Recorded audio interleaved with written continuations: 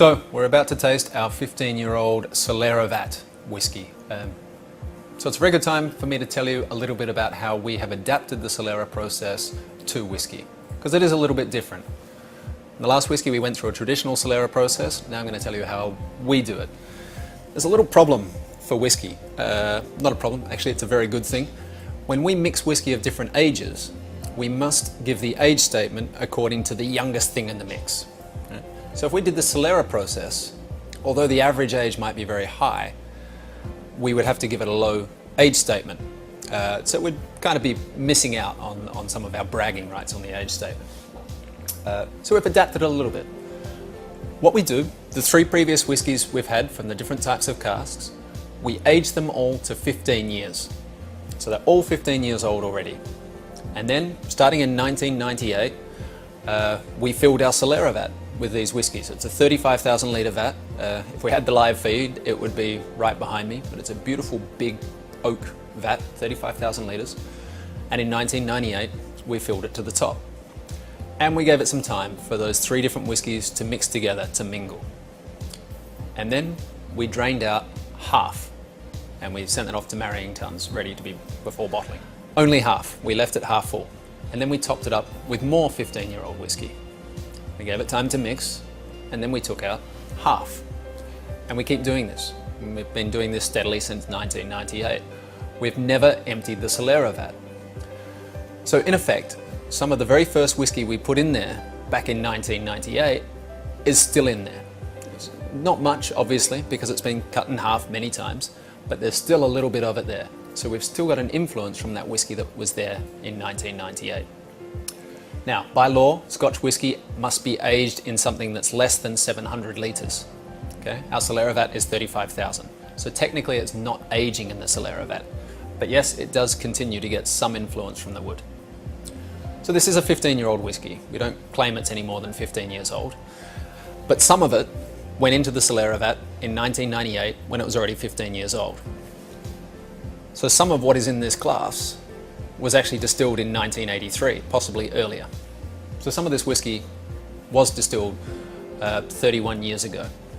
So lots of 15-year-old. This whiskey has a rich history and legacy that's flowed down into this glass. And we're going to keep doing this for decades more. So eventually, you know, in 50 years' time, you'll still be having a whiskey, some of which was distilled in 1983. I think that's kind of a cool story. And I love the 15, and I know it's extremely popular in Thailand. It seems really suited to the Thai palate, so I'm sure you guys are enjoying it there. That's how we do it. Of course, it goes off into the marrying tuns after the Solera vat. In 1998, we had 3 marrying tuns, and these are 2,000 litres each. 3 marrying tuns dedicated to the output of the Solera vat. The product's been so successful, so popular, we now have 99 marrying tons dedicated to the Solera vat. Because you all keep drinking it, but that's a good thing. One difference, well, a couple of differences between what we're about to have and our normal Solera 15-year-old. This is from the vat, straight out of the vat, from vat to bottle. It hasn't gone through the marrying process.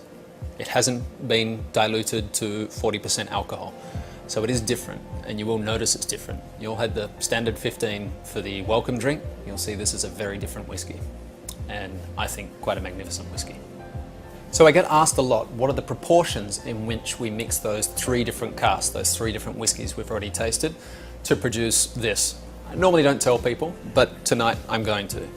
So the first whiskey we had, the bourbon cask, that's 70% of this product. The sherry butt is 20%, and that new American oak, that's just 10%.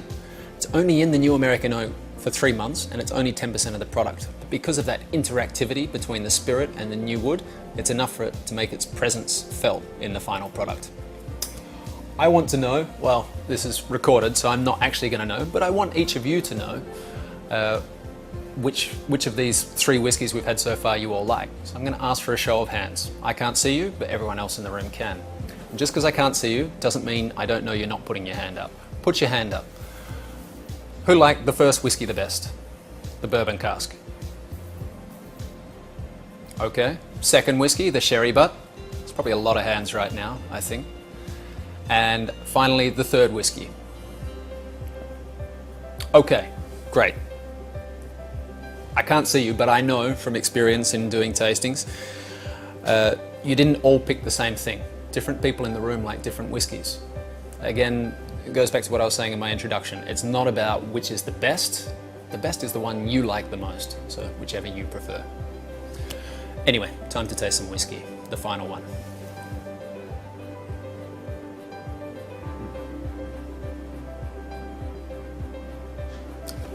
A fantastic nose, and you can see how it draws from each of the casks.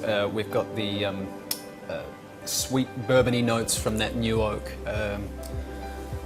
There's some drier sherry notes from the sherry butt, and it's all on that backbone of pear and vanilla that comes from our bourbon cask, and they're really the key traits of Glenfiddich. They all come together beautifully. It's creamy with a honey sweetness. I'm going to taste.